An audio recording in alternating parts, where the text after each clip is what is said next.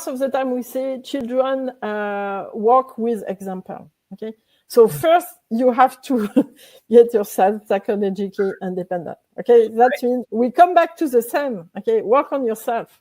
Be the example you want to give them. Yeah.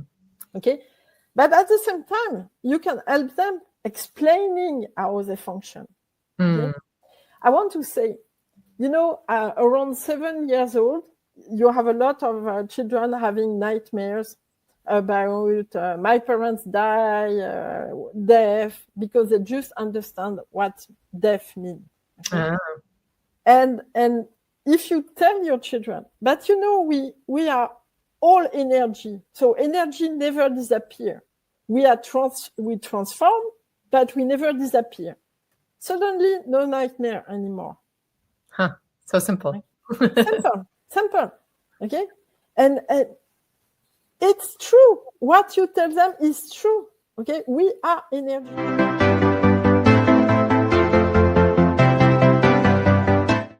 Hi, it's Tiffany Lorraine Galloway, certified high performance coach with another episode of the Resilient Mother podcast.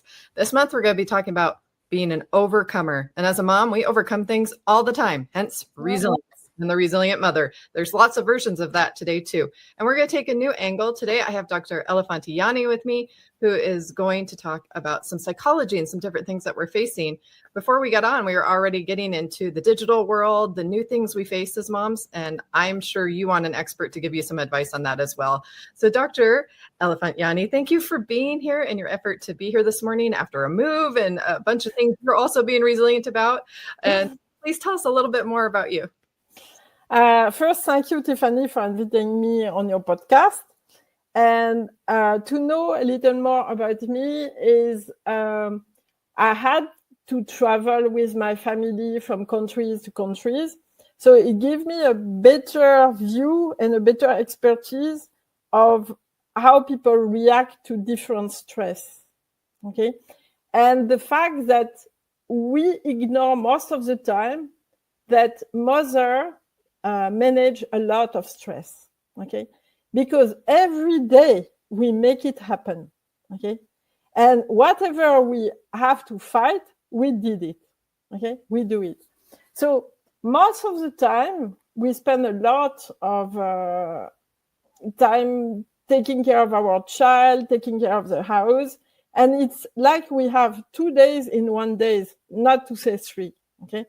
So we have to take care of ourselves because we are the pillar of the family.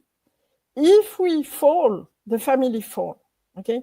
So if you are overwhelmed by stress and a difficult situation, you have to work on yourself. You have to work on your well-being, and it's not selfishness, okay?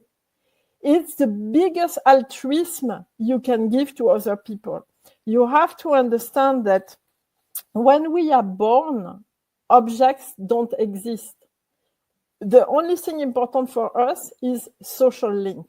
Okay, so your kids look to you, not to the gift you can give them. Okay, and whatever you feel, they feel.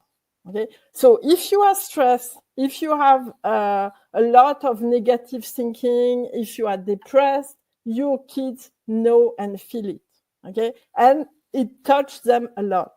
So the best thing you can do if you want to help your family and your kids is taking care of yourself. It's not selfishness, it's altruism. Okay, so remember this.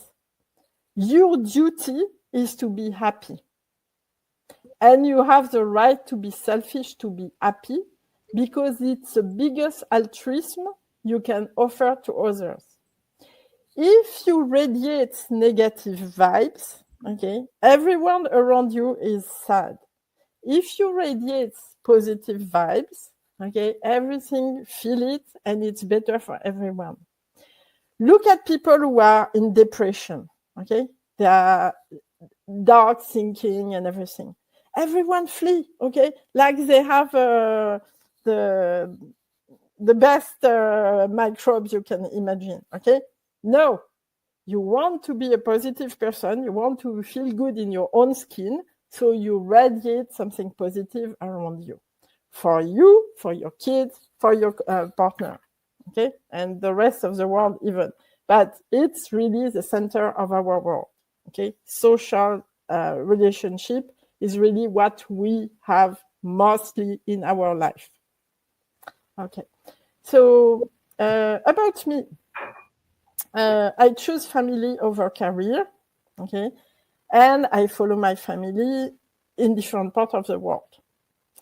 And I'm still happy with this choice, and it's still the choice I made, okay?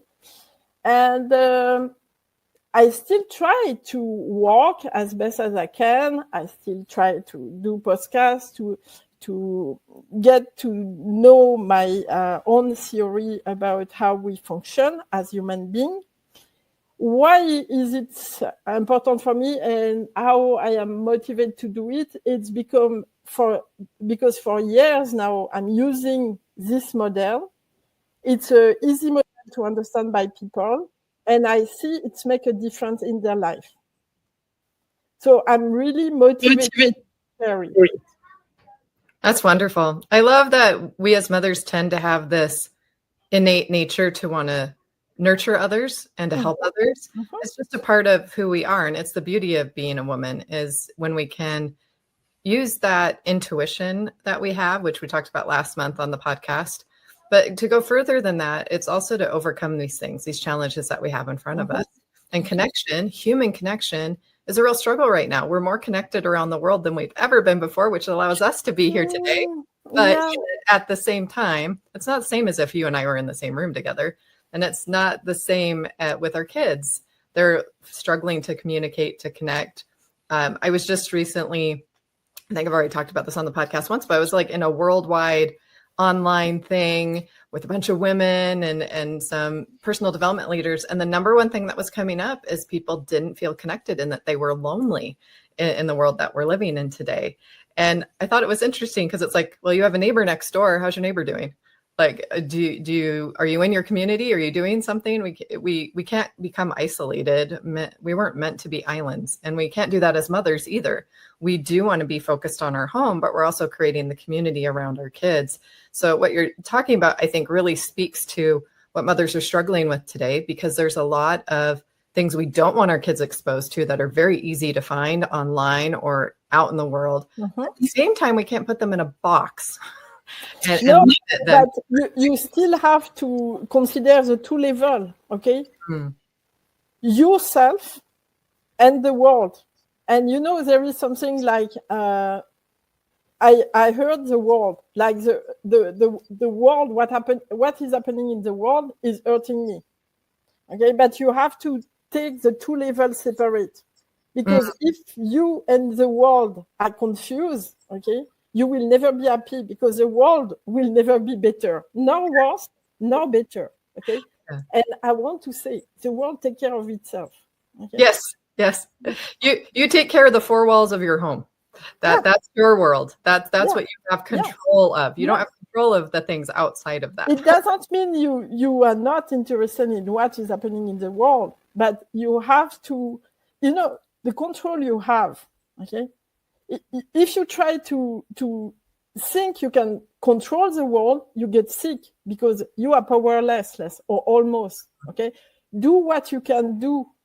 If you don't want to feel powerless, you have to try to use your power where it's really useful. Yes. Okay, and if you want to change the world, okay, or if you let the world affect you, okay, which is the same in a way, you will never be happy, because there will always be something terrible happening in the world. Okay, there is every day people killing other people. There is people dying everywhere. Okay, so yes, you cannot save the world, but you can save the small bubble around you. And if this bubble is fine, it will grow. It will grow. If everyone is growing a bubble, at the end, we have a big bubble of happiness. Okay? Yeah. I love Mother Teresa saying that if you want to change the world, go home and love your family. Exactly. Okay. Yeah. we can say also, I think one of the Dalai Lama say something like, if you want to change the world, begin by yourself. Okay, Yeah. because there is also something. There is a three circular circles. Okay, the first one is yourself. Mm-hmm.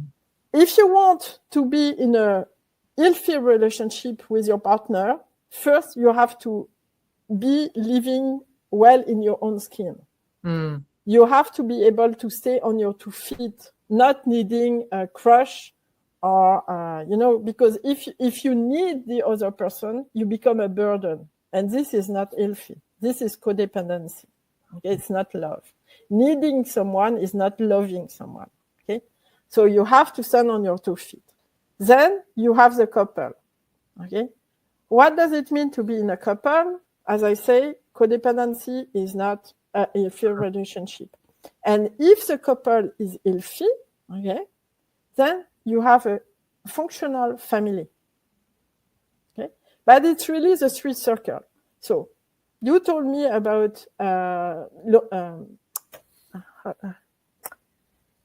don't find my word. A lot of mothers today take care of the children alone. But it doesn't change the model, okay? Yeah. Because when you are one parent, okay, you still have a romantic life. Yep. Okay, so you still have to manage this life on side of your life as a mother. Yes. Okay, yep. Maybe it's different, but it's still something you have to manage. Okay, yep. So now if your relationship are healthy or not, it's also have an impact on your family life with the relation with your children.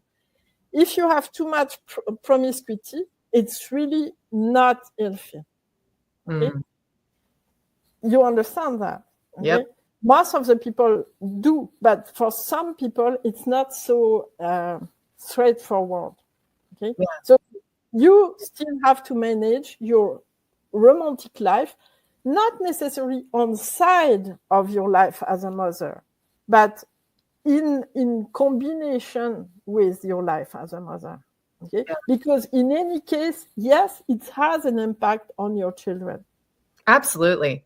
I really tried hard to reduce the collateral damage of my kids in my divorce, but it was still there. And now I'm doing a lot of proactive things like counseling for my kids and just being aware of what I can do to help repair those things, or at least make them aware as individuals of these emotions that they're feeling and how to process them, and give them the strength to realize that it's their inner world. But then I also have to be the example of that and do my own healing.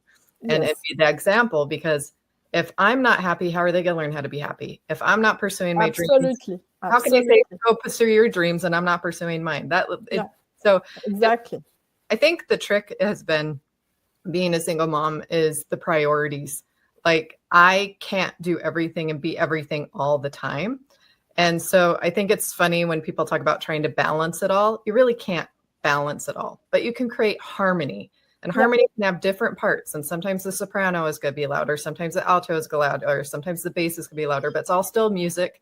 It can all still be beautiful, sometimes messy, sometimes out of tune, but we can get it back in tune. But it's always going and it's always flowing. And so I have 3 kids. So one might need me, and then the other one might need me. And then the house needs to be caught up. Or then I've got... And you have to be very careful with guilt. Yeah. Okay, guilt. Okay, like, oh, I feel guilt because I divorced and it has an impact on my children. Okay, but you know what? Sometimes the impact is positive. Yes, okay? Because what will happen to children? Okay, raised in a home where it's always yelling and maybe fighting. Okay, so no, maybe peaceful at home with mom is better. Yes, absolutely. Okay. It's always what you can make of it. I really did this podcast because I wanted to create a positive community for moms, all moms, no matter what they're facing, to realize that your motherhood is sacred and it'll be whatever you can make of it. And as I go along, I do agree. Like, if you let shame or guilt get in the way, it kind of doesn't allow you to create that positivity that you're talking about, because the negative and the positive are before you every day. every day. So you got to choose the positive because it's still there too. The world wants us to believe it's not there, but they're just not reporting on it. Yeah. Also, I want to say shame and guilt, okay, they are education tools. Okay? Yes. You use shame and guilt to raise your kids so you can push them to social behavior, accepted social behavior. Okay, so they are tools education. As an adult, okay, you are expected to decide by yourself what you choose or not, not be pushed by shame and guilt. Okay? Yes. When you have big manipulation event like the COVID situation, recent COVID situation, you see how people were manipulated, okay? Get injected or you kill your grandparents. Okay? Yeah. Oh, you know what? This is how you see the manipulation. When you feel the shame and guilt, always ask yourself, who is trying to manipulate me? Yes. Oh, that's such a good point. So even when you read the news or hear the TV, ask yourself, why I'm pushed to feel guilt and shame here? Yeah. Okay. If people call to your emotions, okay, ask yourself, who is trying to manipulate me? Yes. Okay? Since antiquity, okay, we know that we can use emotion to manipulate a result, how you think. Okay. And it's everywhere. It's in our marketing. It's in so much. And so it's really important to also control what you're allowing in, because your mind can't tell the difference. If you watch something traumatic, you're still traumatizing your brain. If you allow your kids to be exposed to certain things, it's not good. Even if you think it's just on a screen or it's just a game. The feeling is real. The feeling is real. Yes. So I want to say, I told you before about the little book I wrote to explain my model and how you can help yourself. Okay. But I want to say a short word about the model. The model is you live in two spaces. You have the feeling space and the thinking space. Okay. When you are born, your feeling space is completely functional, but you still have to develop your thinking space. Okay. And this feeling space, okay, is the reality, the real of your life. Okay. When you have a feeling, okay, whatever the situation, real or not, the feeling is real. Okay. I don't speak about emotion here. I speak about feelings. What you feel now, what you feel now, what you feel now. You have a new feeling every 250 milliseconds. Wow. And they are really the fabric of your life. Okay? Emotion is a great spend of energy, emotional energy. Okay? We cannot afford to spend so much energy any second of our life. Okay? But feelings, okay? Feelings. And this ongoing monitoring process of feelings, okay, can tell you a lot of information. You know, most of the time, you have this unconscious monitoring feeling system, which give you information about the world.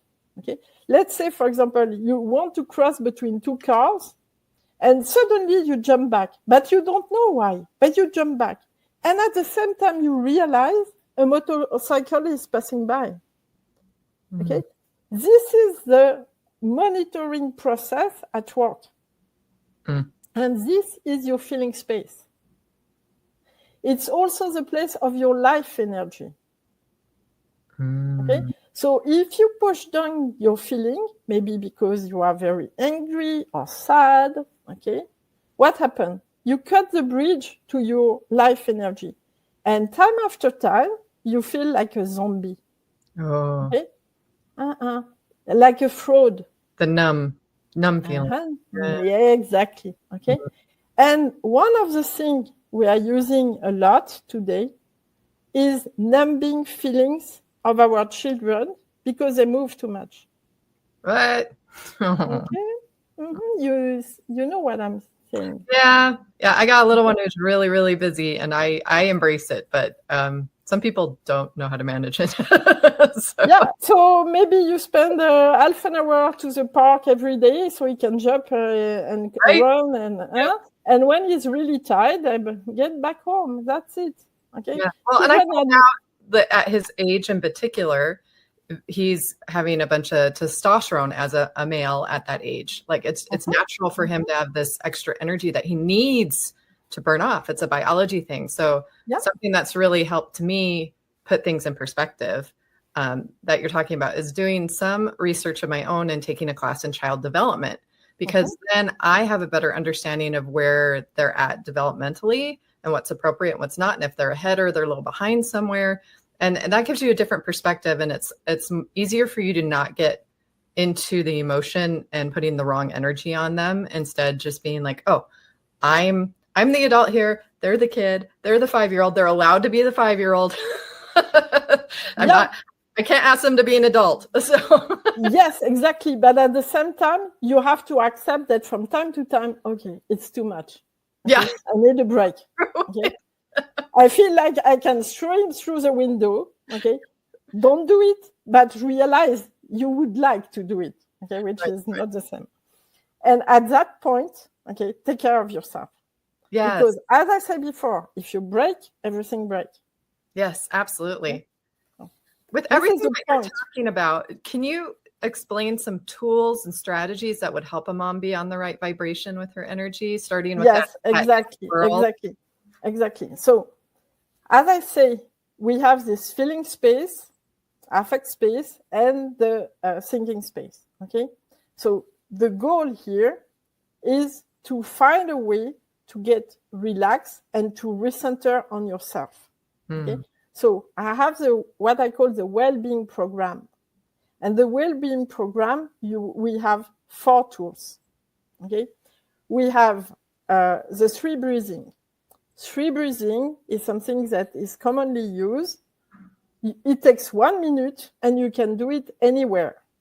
Nice. Okay? So you breathe, inhale through the nose, feel your belly, feel your belly, feel your belly, hold it a few milliseconds, exhale through the nose again, flat your belly, flat your belly, flat your belly, hold it a few milliseconds, and 3 times like this.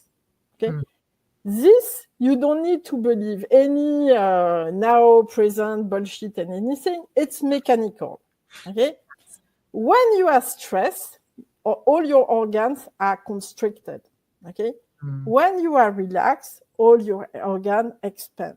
So when you make your belly big, okay, when you inhale as much as you can, you expand your organs, okay, and it sends the message to your brain that you are relaxed. So mechanical, okay, it your brain.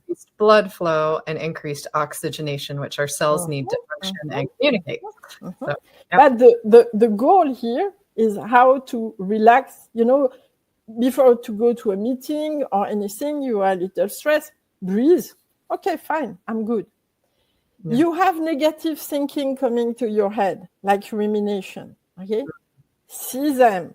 Do the 3 breathing and do something else. Okay, simple thing. Okay, the second tool is small pleasure every day. Small pleasure every day is because satisfaction annihilates frustrations. Nice. Okay, so how can I do this? Okay, let's say, for example, you appreciate good coffee. So you take a cup of coffee as your small pleasure. It can change every day, but you decide a good coffee today will be my small pleasure. It's not question to drink your coffee. It's question to appreciate your coffee. Yeah. It's question to be present now. In that moment. Yep. Recenter.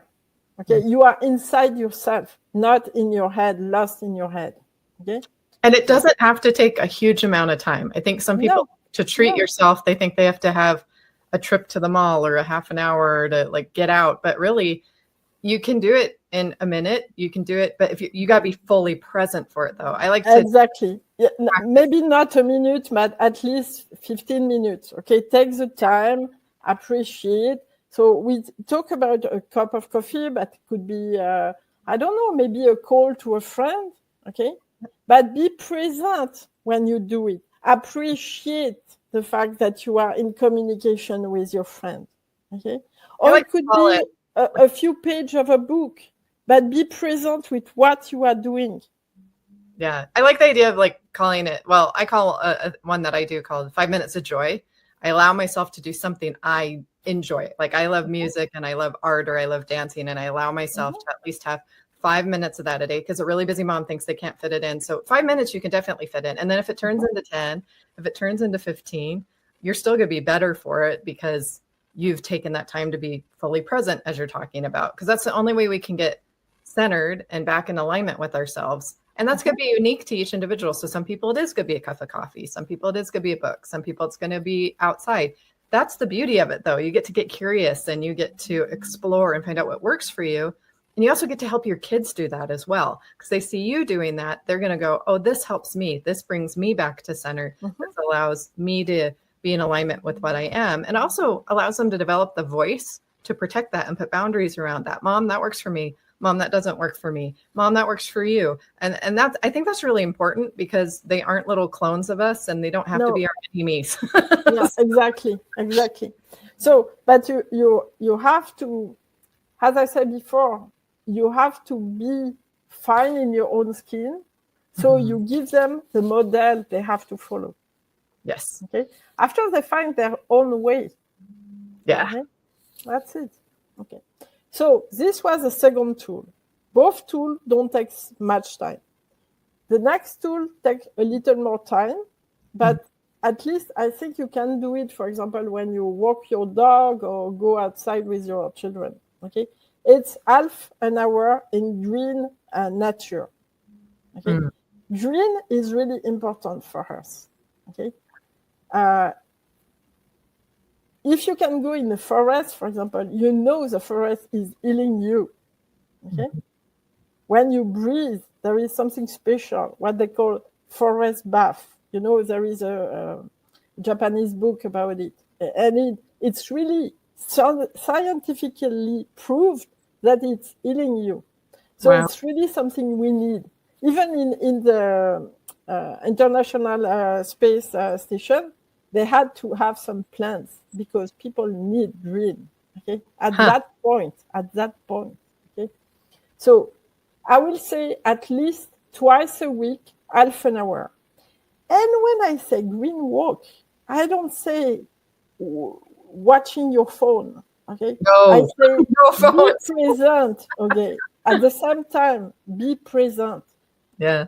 Watch around you. What is nice? Huh? This flower, this plant, the sky, this is nice. Okay? Okay, so this is the third tool. The last tool, and which is the most difficult, is 20-minute meditation every day. This is harder, okay? And meditation is hard. But I want to say it's really the best tool you can have, but it's homeopathic. That means it doesn't hold a long time. You have to do it every day. So it seems a lot, but when you begin and you see how much it can help you, you will want to continue. Yes. Yeah. The first time I did it, I was really overwhelmed by my own thoughts. And I was how do I do this? How do I focus? And then I'm like, no, I need this. Now I can like release and I can find my peace. And like, but when you've had a life where you go, and you're just going all the time, like you completely lose touch. Don't ask yourself anything. Just sit on your cushion, 20 minutes. Okay. I advise you can begin with guided meditation, but as soon as you understand how it's good for you to meditate, go to nature sound and then silence. Why? Because as I said before, we live in two spaces. Okay. Our feeling space has a good brain. Our thinking space has a head brain. Yes, we have two brains. Okay. most people think we only have one here, but no, we have two brains. And the problem is they're not, when you cut the bridge to your feelings, okay, they're not working in synergy. So you have like an internal conflict inside you. When you, though, also something I have to explain. The feeling, the affect has a 3-dimensional structure. One of this dimension is bodily activation, if you are well awake or sleepy. The second dimension is tension, if you are relaxed or stressed. And the third dimension is a proto-representation, which is a bodily belly feeling of well-being or malaise. Okay? So you have these 3 dimensions. So first you have this affect coming to you, which resume all the information coming to you from outside of inside. As I say, the monitoring process, ongoing monitoring process. Okay, so it summarizes all the information coming to you in no time, which is a quantum mechanism. You have to understand this. We work in quantum. We have made of particles. Okay? Yeah. So yes, there is something in ourselves working in quantums. Okay, quantum physics. But this is the feeling space, okay? Working always in present time. And you have your head brains, which is in linear time. To make a sentence, you need linear time, okay? The end word of a sentence can change the meaning of the sentence. So it's a linear process, and it's always past and future, but never present. Because linear time, and until you get the end of the sentence, okay, you still have to wait. Yeah. So the thing is, if they don't work in synergy, if you want to cut the feeling because you don't want to see that you are angry or you don't want to see that you are sad, okay, so you can't, you numb the feeling, you push them down, okay, that means it's like you are cut in two. Not working in synergy, your brain don't work in synergy, it's really difficult to take a decision in this point. Because one says this, the other one says this, and I cannot choose. And this is how we traumatize our kids when they're really little and we don't help them with their big feelings. Yeah. And also, how can you get motivation if you don't have energy? Motivation is energy, okay? There is something else. You have will. Will is in your head. You take a decision and you force yourself, okay? But motivation is of another nature. That means you have the energy to go for it. Right. Okay? So when you have this understanding of your functioning, okay, you see that if you work on your feelings, okay, this will change how you function because you will have energy. You will have this flowing energy coming from your gut. Yeah. And you have everything you need. Okay. And this working in synergy, it will be easier to take a decision. And that means you don't need external validation. You get independent, psychologically independent, not only financially independent. Okay. That means your own opinion is your opinion. You decide following your opinion. You can take information, but your opinion is what you choose, okay? Which is different. You don't need external validation. Okay? Right. This is really psychological independence. Okay, and this means I have self-confidence. I love myself enough. Okay, I'm not a fraud. I'm not a zombie. Okay, this is maturity. How do we teach that to our kids? Besides being the example, because we got to do that work ourselves. Yes, yes. But, you know, most of the time we say children work with example. Okay, so first you have to get yourself psychologically independent. Okay, that means we come back to the same. Okay, work on yourself. Be the example you want to give them. Yeah. Okay. But at the same time, you can help them explaining how they function. Okay? I want to say, around 7 years old, you have a lot of children having nightmares about my parents die, death, because they just understand what death means. Okay?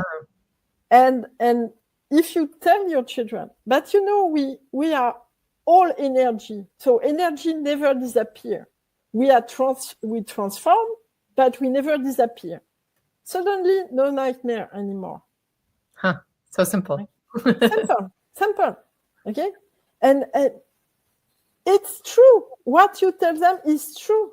Okay, we are energy. We never disappear completely. Okay? And we should be responsible for our energy. Like I think one of my mentors taught me that I really loved was the idea of being conscious of the energy you're bringing into a situation or into a conversation or into a room, because you're responsible for that. And you can be either bringing light or darkness, depending on if you did the work before you entered that situation. Yes, but this is the vibes we spoke about. Yes. Okay? If you come with a positive vibe, okay, or if you come in a negative vibe. I want to say the color inside is the color outside. For example, if you feel good in your skin, everyone is friendly. Interesting. Okay? The world is pink. But if you don't feel good, okay, the world is dark and threatening, and you see it. You can good mood. I go on the bus. Okay, oh, it's nice. Bad mood. Those people, they stink. They speak too much. Okay. Yeah. Oh. So yes, the color inside is the color outside, because it's a game of projection. Okay. How I feel is how I will give a color to the world. But as we say before in the beginning when we spoke together, okay, the world, okay, if the news you read, okay, give you only the bad news, because newspaper giving you good news doesn't bring money apparently. So most of the time it's also always the worst case scenario. Okay. And as our brain is always wanting to know what is the worst case scenario, okay, everything is bad, okay, and this has an influence on my mood, and my mood giving me bad things also projecting on the world. It's become very difficult. So, as we said before, cut the TV, cut the radios, choose the program you want to watch and your children to watch, because today it's really important. And you should even cut off your internet, especially at night. Like it should just be off altogether. Yes, because on top of it, okay, you have also the physical radiation. Okay, it's not anodine. Okay, using a phone, using a Wi-Fi, it had an impact on your health. You have to know about it. You have to be aware about it. Okay, so junk food has an impact. Oh yeah, it's so delicious, but it has an impact. Okay, your phone, your Wi-Fi, same. Okay, so yes, you still need to use them in your daily life. We don't live like in a hole on the earth or anything like this. Okay, we have to live in the world, but we have to be aware. Yeah, that they're tools. They're not supposed to become a way of life. They're not supposed to become a part of us. Yeah, and this is what is happening now. It's like the tools is put in the position to govern. Okay, because if you see the UN, what their goal today is a one world dictatorship with the AI taking care of governing. Okay. This is a nightmare. Okay, this is truly a nightmare, and most of the people, they are not aware of this, and because the news we get are not the news we need. It's the news that some people decide we can get. So much of it is marketing, and they know our psychology. It's so important you know your own psychology, which is why we want to share this episode today, because I don't think everyone thinks about this enough, because we're not necessarily in developed countries worried about where the food's coming from, where shelter's coming from anymore. It's a different battle. It's more for our mind and our hearts and our spirits, because our needs are met in a lot of ways, very conveniently, very easily. But we got to be careful, because if somebody's marketing something to us, I tell this to my kids all the time, if there's an advertisement for it, you probably don't need it, because they had to pay money to get it in front of you. If you need it, we'd already have it. Yes, exactly. And the thing is, most of the time, what we see, what we hear, is to hide something else. Okay? And one of the goals of governing is divide to conquer. So, for example, we have some war recently. People are fighting about which group is the right one. No. It's just a way to create groups. So you fight between yourself about bullshit war, which were created from scratch. Okay. Yeah. And taking care to get it alive, so you can use it from time to time for the first newspaper page. Okay. But ask yourself, okay, what are they hiding? Because when you are very busy taking care of this war, okay, they are taking decisions which will have a big impact on your life and you don't know about.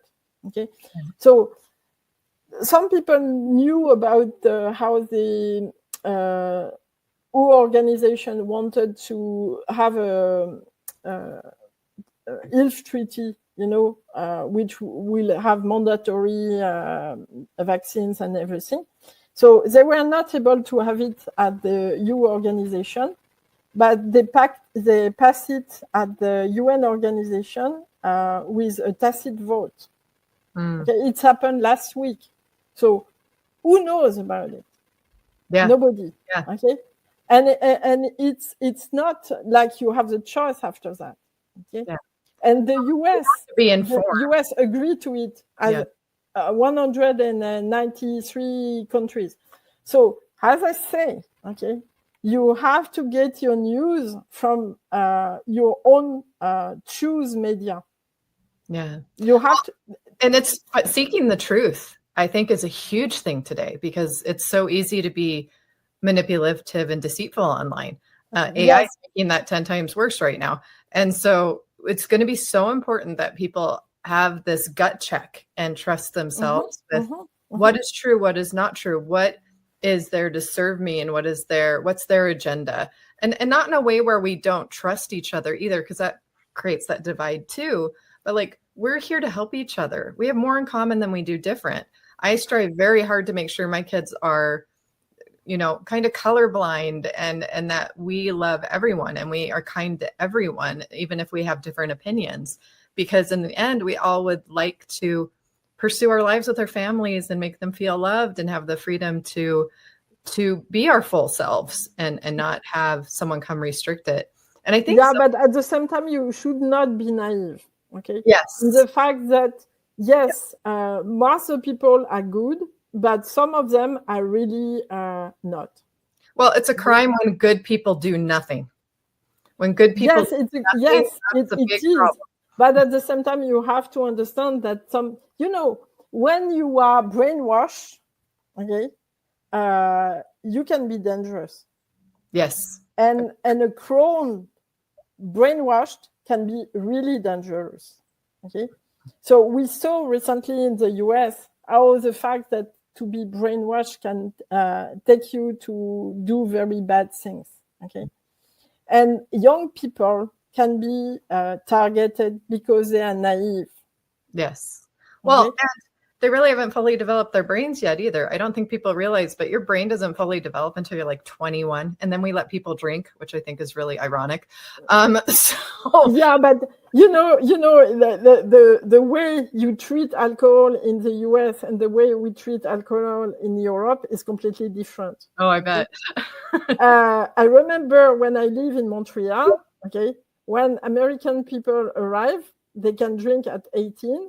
Okay, so they go to McGill University, for example, and they don't know how to drink. Okay, they get binge every time because they don't know their limits. Okay, in Europe, even if you are a baby, you can taste wine in the glass of your parents. Okay, so time after time, you learn how to drink. Okay, it doesn't mean you drink. Okay, but there is a culture about alcohol. It's not black and white. Yeah. And look how different that is. And there's no right or no wrong here. It's just different ways that cultures choose. And this difference of culture can be very interesting when you have an international couple. Okay. Yeah. Recently, I had a couple. One is from France, from Asian origin, and she is from England, but from Ireland origin. And what she knows about drinking is binge. Okay? And when he's going out with friends, she's very worried about him. But he doesn't drink like this. But it's what she knows. So going with friends for her means, oh, he will go to drink too much. And no, it's not. Okay. So when they discuss, because I push them to see the difference of expectation, okay. When they discuss between them, they say, it's okay. So I don't have to worry about it. Yeah, you don't. And see, that's something that was just made up from feelings and from culture. Yes, exactly. It's how you have expectation, okay? And if you have a good communication, you can speak about it. So people can, I'm reassured about it. So yes, you can go with your friend, okay? It's not like I have to go and take you from the street because you fall drunk, okay? Speaking of expectations, something we talked about before we got on that I think is really important, and I really loved that we got on, was kind of around expectations, but how today we're consuming things that aren't real. And you were talking about how young girls used to want to look like the girls in the magazines, not realistic. They're altered. Well, now we've got AI, we've got other things in front of them that it's just not achievable. It's not real. We have this obsession with something that isn't even possible, but people are getting addicted and consumed to it. So how do we keep our kids from getting pulled into, I guess people are calling it the matrix of things? But in fact, I think it's really interesting because even now, okay, even without AI, we have a matrix. The matrix is what you are allowed to see, what you are allowed to hear. Okay? What we decide to put in the news, on TV, okay? What the model we give you through a TV show. So the matrix is already here. The matrix can be moved, okay? Because we can give some algorithm to the AI, and we tell the AI, okay, this is good, this is not, okay? So yes, we can manipulate the matrix this way. So the best way to protect yourself is at least to be aware. So, just a parallel. With AIDS, okay, we had to speak with our children because even the first time can be lethal. Okay, so we had to explain to them, so sex is this, and you have to protect yourself. Right. Okay, so same thing here. With screen, with media, you have to speak with your children and say, yes, you can have information, can be useful, but at the same time, it can be manipulating you. So you have to be careful. You have to speak of the matrix because it's the reality of the world we are living in. Yes. And children cannot see it because they see only what they have in front of them. Well, and they require their brain too. Like, and if they're aware of that, they might get more like aware of, wait, I need to fight for this myself, for my mind. But if they don't know, they're just consuming, not knowing they're being manipulated, and then that there's an agenda behind it. Yes, exactly. And you know, as I said before, you should not be naive. Okay, yes, it's good to say to your children colorblind and everything. You should not even be. It should not even be necessary to speak about this kind of thing. Okay, Right. but there is some other things that we have to speak to our children. For example, we know today that there are some predators hunting children. Okay, so yes, we have to speak about it to our children. Yeah, and younger than we think. Too. Yes, exactly. Okay, there is something we have to tell them, like no, you don't go on a car with a stranger. No, you don't give the hand to a stranger. If somebody take you, you yell, you fight. Okay, we have to speak to them because this is the reality of the children today. Not making them afraid, but letting them. Yes, most of the people are kind, but from time to time there is a very bad person. Okay, Yes. and this exists. Okay. So something, nobody touch your private part, okay? Think like this.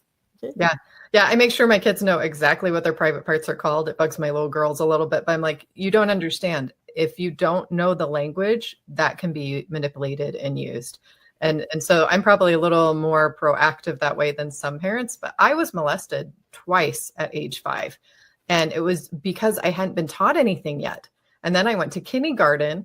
And then they taught me, and I bawled my eyes out because it had already happened to me. And I had no way to have known any different because I hadn't learned yet. Exactly. So exactly as you did not know what happened to you because nobody told you about it, okay? Nope. For the media, okay, your brain can be hacked, okay? So you have to speak with your children, explaining what that means. What does it mean to be brainwashed? Because we spoke about predators on children, okay?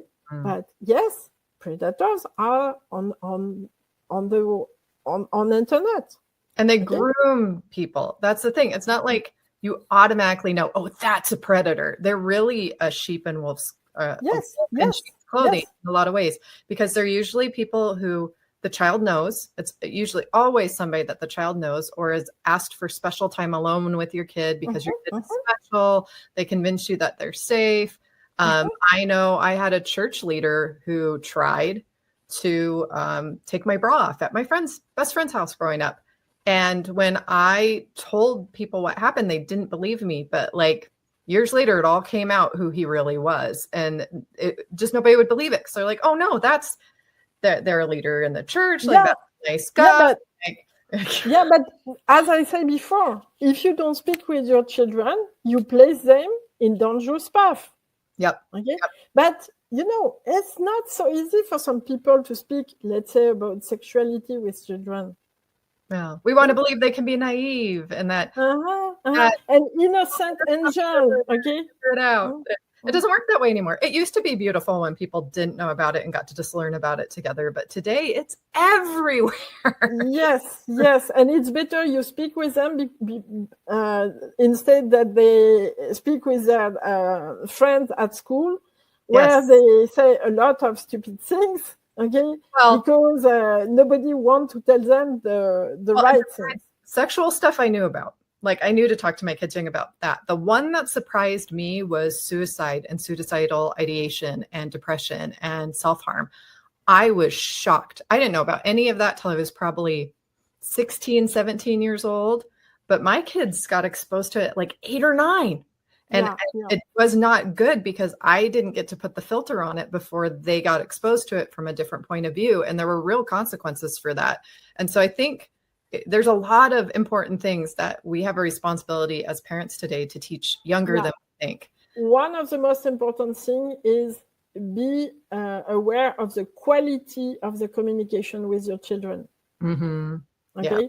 Because we spoke before about functional family. Okay, functional family most of the time is communication is easy in every direction. Okay, and that means also we eat together.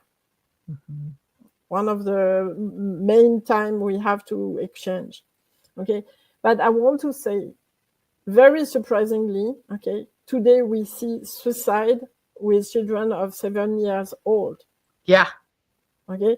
And this is absolutely shocking.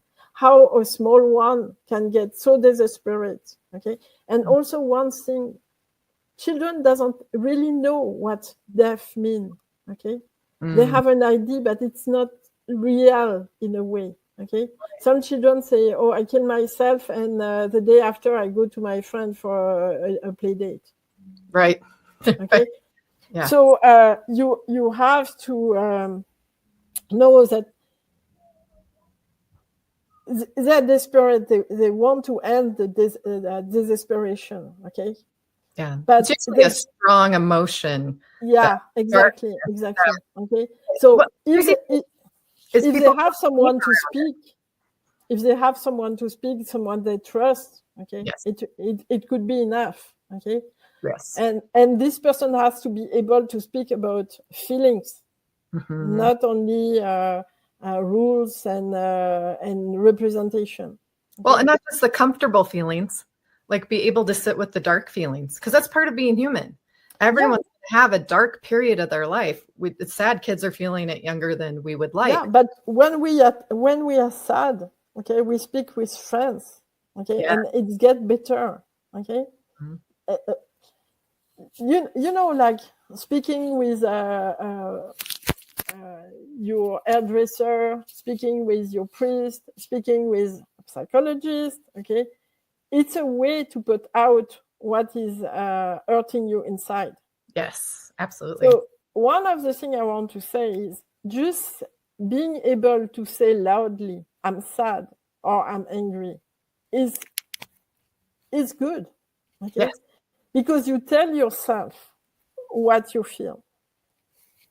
The feeling part of yourself has no words, but your thinking part has words. Okay? And if you speak loudly, it's like one part of yourself is speaking with the other. It's already better than conflict, internal conflict. Okay? But it's also a way to put out. What happens when we speak with a psychologist? Okay? Putting in words is putting out. What can manipulate you from inside is what you don't say. Okay? Wow. It has a lot of power without words. If you put it in words, a lot of the power fall out. So the worst thing we could do to a kid is to say, "Be quiet, stop it," instead of, "What is this emotion? What are you?" Recently, I heard one of the helper at the school say to the children, "If you are sad, you don't need to speak about it." But what? Okay, it's like ignore it. No, you can't. This is the worst thing you can do. You cannot bottle it. I grew up with parents who, I don't know, it was children were seen and not heard kind of mentality, kind of thing. And so they just didn't deal with negative emotions very well. So I still find myself, if I cry, I have to give myself permission to cry, because I was told, "Don't cry," a lot growing up, or "Be quiet," or "Stop that," or "You're acting crazy," or, and it still affects me. Like, I'm aware of it now. I've done a lot of work, but I'm still amazed that something from like years ago with my parents is so ingrained in me that it still affects me today. Yeah, exactly. So it's really important to be able to speak openly what you feel, not only what you think, but what you feel. Yeah. And I think allowing any outlet for that too. Journaling. I have kids who do artwork, and their artwork's a little dark, gets a little Tim Burton, but it's their way of getting it out. And music and any modality they can find that's healthy, I want them to embrace, because if you don't find a healthy way of getting it out, that's where addiction comes in. That's where then you can find negative pathways that instead you can get caught in, I think, because it's any addiction or any negative behavior is trying to meet a need. And so you can't just say, just stop. You have but to as we say before, codependency, okay, is also a road for addiction. Okay, is how to get numb with your feeling. Oh. Okay. How not to take responsibility for yourself. Ooh. Oh, yeah, that's it right there, isn't it? Okay. So how you can deal with this? Okay. You have to take care of your well-being, put yourself on the path I told about psychologically independent. Okay. Yeah. Loving yourself, feeling good in your own skin. Okay. You have a continuum between well-being and malaise, between frustration, what we can say, satisfaction and frustration. So you have your compass, and you can know where you are on this diagram. Okay. And if you see you are not feeling good, work on yourself. Yes. So I say before, I have this small booklet where you can find the well-being program. So it's quite across the bottom. Yeah, and it's explain the model, how you function, but it also tells you how you can work on yourself, which tool you can use, and what does it mean to use this tool? What does it change in yourself? Okay, so the guide is called 3D Human Therapy, a user guide to who you are. So It's really about you and how you function and how you can take responsibility for your own health. It sounds like the ability to overcome anything by just being your true self as well. Yeah. It can change your life in the right direction. And the goal, if we can change the life of a big number of people, okay, and the good vibes will be everywhere. It will be, you can change the planet. Yeah, yes, from working on yourself, you can change the planet. But first, you have to work on yourself. Okay. Absolutely. This is not the leftist way of changing the world, but this is the right way to change the world. Okay. Begin with yourself. Like on a plane, if you want to save your children, first, please put your mask on. Not. Okay. Well, thank you so much for joining me. I love this conversation, and to have like your expertise on the psychology of it. It really gave me some insight I hadn't thought about before. And I hope that served our audience today. I hope you took away a tidbit or an idea that you can implement in your home and with yourself so you can change the world one person at a time. Exactly. Okay. If people want to do more than the book and they want to work with you, where can they find you? So you can go on our website, www.psychologyexpertsinoneword.online. Okay, so on the website you find the little booklet that you can download for free, and you can find some articles, link to other interesting paths. Okay, so I encourage you to go at least to get the free booklet. Okay, because this is how you take responsibility for your own health, how you can help yourself and understand how you function. Okay, the basis is at least to understand how you function. Thank you so much. All right, audience, I believe in you, believe in yourself. God bless, and we'll see you on the next episode of the Resilient Mother Podcast. Thank you, Tiffany, and enjoy life. Yes.